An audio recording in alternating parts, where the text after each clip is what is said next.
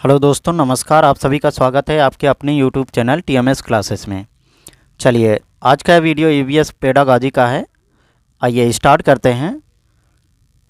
तो पहला पक्षी आपका देखो, जैसे सबसे छोटा प्रवासी पक्षी छोटी जलरंग है। क्या है? छोटी जलरंग है, जिसे स्टिंग भी कहते हैं। इसका वज़न लगभग 15 ग्राम है। कितना है?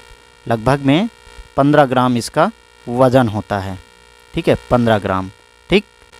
और भारत आने के लिए इसे लगभग 8000 किलोमीटर की दूरी तय करना पड़ता है। ठीक है, जो कि उत्तरी क्षेत्र से भारत आता है। आपका पक्षी जो होते हैं भोजन, आश्रय और प्रजनन की तलाश में प्रवास करते हैं। जो पक्षी होते हैं वो भोजन की तलाश में या तो फिर आश्रय लेने के लिए तलाश में, जैसे उनकी जलवायु के कारण या फिर ठंड के कारण कोई भी मतलब मौसम परिवर्तन होता है तो वो प्रवास कर जाते हैं। ठीक है, चलिए आगे चलते हैं। शामिल है प्रवासी पक्षी के उदाहरणों में शामिल है जैसे फ्लेमिंगो हो गया, कोयल हो गया, black crown night heron, Asian koel. ठीक है, ये जो होते हैं प्रवासी पक्षी होते हैं, मतलब भोजन की तलाश में या फिर अपने वास की तलाश में कहीं ना कहीं दूसरे जगह प्रवास कर जाते हैं। ठीक है, चलिए आगे देखते हैं। सार फ्लेमिंगो एक प्रवासी पक्षी है जो ठंड से बचने के लिए और भोजन की तलाश में एशिया से प्रवास करता है। ठीक है, एशिया में प्रवास करता है। ठीक, चलिए इसके बाद आता है आपका जैसे हमिंग बर्ड हो गया। हमिंग बर्ड को दुनिया का सबसे छोटा पक्षी माना जाता है। ठीक है, हमिंग बर्ड को दुनिया का सबसे छोटा पक्षी माना जाता है। ये जो हमिंग बर्ड है इसकी लगभग 360 प्रजातियां पाई जाती है। कितनी? 360 प्रजातियां पाई जाती हैं। और यही एक एकलौता पक्षी है जो कि क्या करता है, पीछे की ओर उड़ता है। किधर? पीछे की ओर उड़ता है। ठीक है, बाकी सभी पक्षी देखो तो आप वो आगे की ओर उड़ते हैं, लेकिन ये जो है पीछे की ओर उड़ता है। ठीक है, चलिए आगे देखते हैं। आपका जैसे सीखर बत्तख हो गया, करल्यूज, ठीक है, हंसवार, यह हंसावर, ठीक है, मत्स्य कुर्री और छोटी जलरंक, जो मैंने अभी बताया छोटी जलरंक, लगभग इसका 15 ग्राम होता है ना वजन। ठीक, प्रत्येक वर्ष सर्दियों के मौसम में हमारे देश में प्रवास करते हैं। ये जो पक्षी होते हैं मतलब सर्दियों के मौसम में वहाँ से यहाँ आ जाते हैं अपने देश भारत में। ठीक है, प्रवास कर जाते हैं।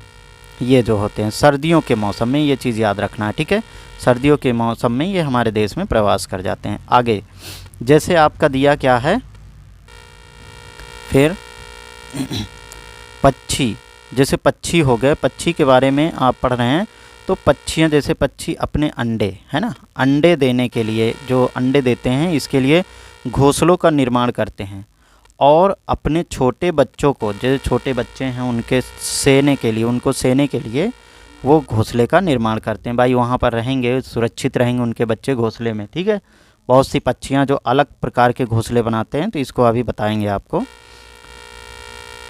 आगे देखिए, जैसे सभी पक्षी घोंसलों का निर्माण नहीं करते हैं।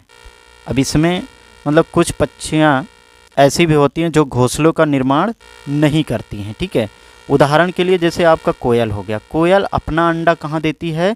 कौवे के घोंसले में। ठीक है, कौवा जो है ये तार से बनाता है या फिर कटीले झाड़ियों से बनाता है अपना घोंसला। ठीक है, और ये कहता है कि भाई या कोयल अपना अंडा मेरे घोंसले में दे दे। ठीक है, जिससे ये जो कोयल है ये इसके घोंसले में देती है। फिर जब सेता है, सेने के बाद जब बच्चे उत्पन्न होते हैं तब इसको पता चलता है अरे ये तो हमारे बच्चे नहीं है, कोयल के हैं। ठीक है, तो उसको पता चलता है बाद में। चलिए आगे देखते हैं। जैसे आपका ये क्या है, डव पक्षी है। क्या है? डव पक्षी है। तो डव कैक्टस के पौधे में, ठीक है, डव जो पक्षी होता है वो कैक्टस के पौधे में या मेहंदी की बाड़ में, इसके बीच में जो है बनाता है अपना घोंसला। ठीक है, कहाँ पर? चलो आगे की ओर चलते हैं। आपका जैसे हो गया गौरैया।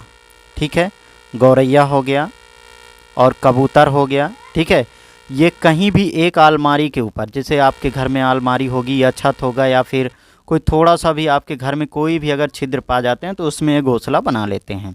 ठीक है, अधिकतर आप देखेंगे खिड़की के ऊपर जो छत होती है या परछाई डालते हैं, मतलब परछत हम लोग डालते हैं, तो उसके ऊपर भी ये अपना घोंसला बनाते हैं। ठीक है, या फिर कहीं कगार मिला तो उस पर ये अपना घोंसला बना लेती हैं। ठीक, इसके बाद आपका जैसे क्या है, बारबेट है या फिर कॉपर स्मिथ है।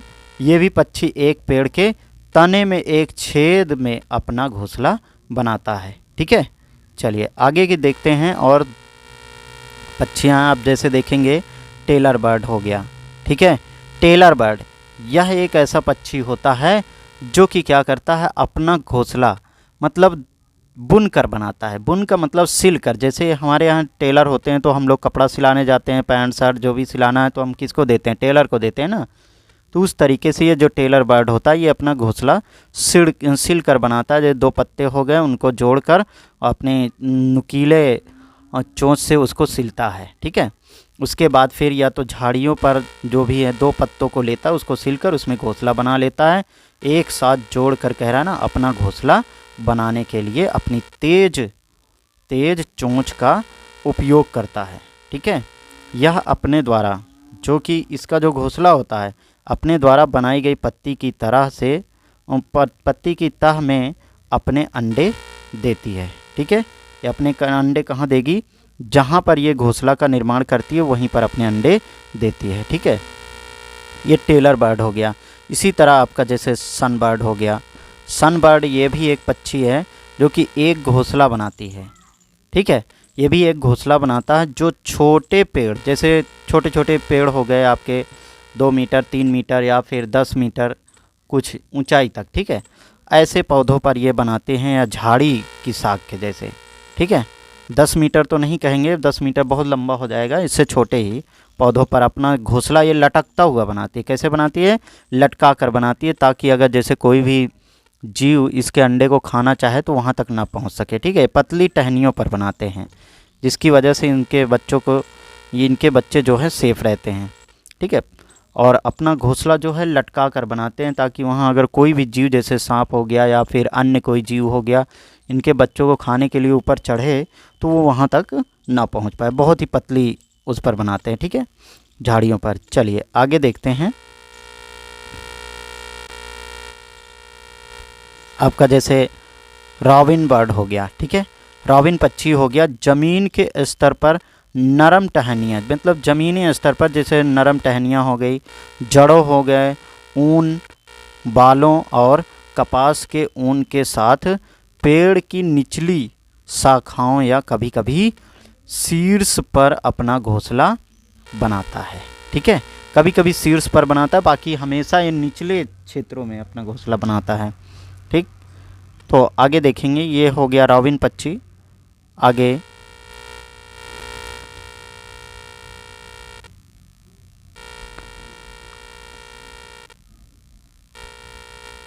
जैसे कुछ पक्षियाँ होते हैं, जैसे अपना अलग अलग पक्षी अलग अलग जगहों पर घोंसले बनाते हैं। कुछ ज़मीनी स्तर पर, जैसे कुछ होते हैं ज़मीनी स्तर पर, कुछ पेड़ पर घोंसला बनाते हैं। ठीक है, तो इसी तरीके से विभिन्न पक्षी अपने घोंसले बनाने के लिए विभिन्न तकनीकों और विभिन्न सामग्रियों का उपयोग करते हैं। ठीक है, जो भी सामग्री जैसे मैंने अभी बताया टेलर बर्ड हो गया। ठीक है, तो ऐसे ऐसे जो पक्षी हैं ये अलग अलग, मतलब सबकी अपनी अपनी तकनीकी है, उससे निर्माण करते हैं। रॉबिन हो गया, ये लटकता हुआ बना देता है। सनबर्ड हो गया, ये लटकता हुआ घोंसला बनाता है। ये ऐसे घोंसले बनाते हैं कि जहाँ पर मतलब कोई भी जीव अगर पहुँचता भी है तो ये इनके घोंसले को नहीं पा सकता है, इतनी पतली टहनी पर बनाएंगे। वो मतलब झुक जाती है टहनियाँ और गिरने का डर रहता है जीवों को। ठीक है, चलिए आगे की ओर चलते हैं। आगे देखेंगे वीवर बर्ड है। क्या है, वीवर बर्ड है, जिसे हम बया पक्षी कहते हैं, बया पक्षी कहते हैं। ठीक, यह क्या करता है, एक छोटी सी चिड़िया है। क्या है, एक छोटी सी चिड़िया होती है वीवर बर्ड, जिसे हम बया पक्षी कहते हैं। वीवर बर्ड घास के तिनके जो होते हैं, ठीक है, घास के तने और अन्य पौधों के रेशों का उपयोग करके अपने घोंसले का निर्माण करती है। ठीक है, तकनीक के लिए जाने जाते हैं। ठीक है, मतलब ये छोटे छोटे तिनकों को लेते हैं और घास की टहनियों को लेते हैं और उन तने को लेते हैं और उसके बाद अपना घोंसले का निर्माण कर देते हैं। ठीक है, वीवर बर्ड जो बया पक्षी होता है, ये माने जाने बहुत ही मशहूर पक्षी हैं। आप देख लीजिए, ईवीएस पेडागॉजी में ज़रूर ही आ सकते हैं, इसको याद रखना। कौन सा पक्षी अपने घोंसला कहाँ निर्माण करता है और किस प्रकार निर्माण करता है, वो चीज़ ध्यान दीजिए। जैसे बीवर बर्ड की बात करें, अगर वह पक्षी है तो विशेष रूप से अपने छत वाले घोंसलों के लिए जाने जाते हैं, जो जटिल लटकते बुने हुए कच्छों का निर्माण करते हैं। ठीक है, मतलब ये जटिल होते हैं और लटकते हुए लटके रहते हैं। जैसे सनबर्ड बनाता है उसी तरीके से ये भी बनाते हैं, लेकिन इनका जो होता है अलग ही तरीका होता है। एक अंदर जाने के लिए इनका खुद का अलग द्वार होता है, बाकी अन्य जीव जैसे आए तो ये कैसे दिखाने के लिए द्वार होता है, ताकि वहाँ सोचे छिद्र है लेकिन जाते हैं तो अंदर नहीं प्रवेश कर सकते। ठीक है, तो इस तरीके से निर्माण करते हैं। इन मेन द्वार है वो पता नहीं चलता अंदर कैसे जाया जाए। ठीक है, आगे की बात करेंगे अगर जैसे बीवर बर्ड की, तो ये आपका बीवर बर्ड की कई प्रजातियां अत्यधिक मिलनसार होती हैं। ठीक है, कई प्रजातियां ये जो हैं, बहुत सी मतलब प्रजातियां इसकी पाई जाती हैं। और जो बीवर बर्ड पक्षी खूबसूरती से बुने हुए घोंसले बनाते हैं, जो बीवर बर्ड होते हैं वो जो है खूबसूरती से बुने हुए घोंसले का निर्माण करते हैं। ठीक है, तो आगे देखेंगे जैसे मादा बीवर बर्ड है, ये क्या करती है। मादा बीवर बर्ड सभी घोंसलों को देखती है। सभी बीवर बर्ड तो अपना घोंसला बनाते हैं, उसके बाद फिर जो मादा बीवर बर्ड होती है वो क्या करती है, सभी के घोंसलों को चेक करती है। ठीक है, चेक करती है और उसे जो अच्छा लगता है, जो सबसे अच्छा लगता है, और क्या है, जो सबसे अच्छा लगता है उसे चुनती है। ठीक है, सभी के घोंसलों को देखी। जैसे कोई पहले क्या होता, स्वयंवर होता था। ठीक है, जो महिला होती थी वो जिसको पसंद करती थी उसी के साथ उसका क्या कह सकते हैं, ब्याह होता था या विवाह होता था। ठीक है, लेकिन आज जो है इसी तरीके से जो आपका बीवर बर्ड है, ये भी मादा बीवर बर्ड सभी बीवर बर्ड के घोंसलों को चेक करती है, पहले देखती है कौन किसका है, उसके बाद फिर उसमें अपना एक घोंसला चुनती है, जो जहाँ पर लगता है कि हाँ यहाँ पर हम अंडे देंगे तो हमारा अंडा सुरक्षित रहेगा या ये अच्छा है, तो जो उसको अच्छा लगता है वो घोंसला वो चुनती है, तो उसी के साथ वो उसी घोंसले में अंडा देती है। ठीक है, क्यों, पक्षियों की अलग अलग विशेषताएँ। ठीक है, अलग अलग विशेषताएँ होती हैं, सभी की अलग अलग चोंच, गर्दन के पंख, आँखें आदि। ठीक है, इन सभी पर विशेषताएं पाई जाती हैं। जैसे आपसे पूछ भी सकता है कि जैसे कोई ऐसा कौन सा पक्षी है जिसके मनुष्य के जैसे सामने दो आंखें होती हैं, ये भी क्वेश्चन पूछ सकता है। तो आपको पता है कि मनुष्य के जैसे हमारे आपके क्या हैं, सामने दो आंखें हैं, इसी तरीके से पक्षी की भी सामने दो आंखें होती हैं। वो कौन सा पक्षी होता है, उल्लू। ठीक है, कौन सा होता है, उल्लू। आप उसको देखिए तो उसकी जो आंखें हैं वो सामने की ओर दो आंखें होती है। ठीक है, अब बात करते हैं जैसे मैना है आपकी, मैना पक्षी तिलियर परिवार की प्रजातियां हैं। मैना को बात करने और किसी भी आवाज़, ठीक है, मैना को जो बात करना है और किसी भी आवाज़ की नकल करने की क्षमता के लिए, ठीक है, ये जो होती है मतलब आपस में जैसे बात करते रहिए या किसी की आवाज़ की नकल कर लेता है। ठीक है, इसके लिए जाना जाता है, वो तुरंत ही कॉपी कर लेगा, उसके लिए जाना जाता है। मैना अफ्रीका, भारत और दक्षिण पूर्व एशिया में पाई जाती है। ठीक है, मैना कहाँ पाई जाती है, अफ्रीका, भारत, एशिया और दक्षिण पूर्व एशिया में पाई जाती है। ठीक है, चलिए आगे बात करेंगे अगर जैसे, तो भारत में इन्हें मैना के नाम से जाना जाता है। जैसे भारत में आपको ये जो होती हैं मैना के नाम से जानते हैं। ठीक है, लेकिन मैना मध्यम कद की होती है, मतलब न ज़्यादा छोटी न ज़्यादा बड़ी, ऐसी पक्षी होती है। फिर और उनके पैर मजबूत होते हैं। वे झटके से अपना सिर, ठीक है, क्या करती है, झटके से, ऐसे झटके से अपना सिर घुमा लेती है, झटके से अपना सिर पीछे की ओर ले जाती है। ठीक है, इसी तरीके से आप जैसे बात करेंगे अगला पक्षी आपका जैसे उल्लू। ठीक है, क्या है, उल्लू की बात करेंगे। उल्लू क्या है, एक निशाचर है। निशाचर पक्षी का मतलब क्या होता है, निशाचर का मतलब क्या होता है, पहले निशाचर मतलब जो रात में चलने वाले, है ना, रात में चलने वाले, तो निशाचर इसमें क्या हो जाएगा, रात में कौन चलता है, उल्लू। उल्लू ही उड़ता है, जागता है, आप देखते हो, है ना। तो जो अभी अब ऐसा नहीं कि हम लोग जाग रहे हैं तो हम भी उल्लू हैं, ठीक है, ऐसा नहीं है। हम लोग तो पढ़ाई कर रहे हैं, इंसान है कि नहीं। लेकिन जो जैसे रात में चलता है उसे क्या कहते हैं, निशाचर कहते हैं, ठीक है। वह दिन में सोते हैं, जो रात में चलते हैं वो दिन में क्या करते हैं, सोते हैं। ये उल्लू की एक खासियत होती है, जैसे आपका चमगादड़ भी हो गया और रात में जागता है ना, इसे निशाचर कहते हैं। उल्लू क्या होता है, मांसाहारी होते हैं। क्या होते हैं, मांसाहारी होते हैं। वो जैसे मूसक, छोटे और मध्यम आकार के स्तनियों, कीड़े मछली, ठीक है, कीड़े हो गए, मछली हो गए, अन्य पक्षियों को खाते हैं, ठीक। कौन, उल्लू। उल्लू कैसा होता है, मांसाहारी होता है, ठीक है।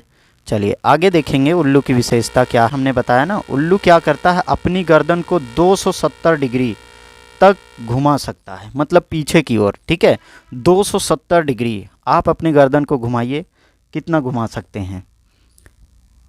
देखते हैं उल्लू को, कभी आपने देखा है, बैठे ही पीछे देख लेता है कौन आ रहा है कौन जा रहा है कि नहीं। तो ये 270 डिग्री अपना गर्दन पीछे की ओर घुमा सकता है। उल्लू काफ़ी हद तक, उल्लू क्या है, काफ़ी हद तक अपनी गर्दन पीछे की ओर घुमा सकता है। अब आप मत घुमाने का प्रयास करिए, नहीं तो गर्दन में कहीं मोच भी आ सकती है, ठीक है।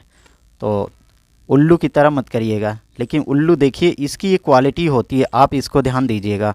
और इसकी मैंने क्या बताया, एक सबसे बड़ा क्वेश्चन ये भी पूछा जा सकता है, मैंने बता दिया ना पहले ही, कि ऐसा कौन सा पक्षी है जिसकी 2 आंखें सामने की ओर होती है, वो भी मनुष्य की तरह। तो किसकी होती है, उल्लू की। आप ध्यान से देखिएगा उल्लू को, ठीक है।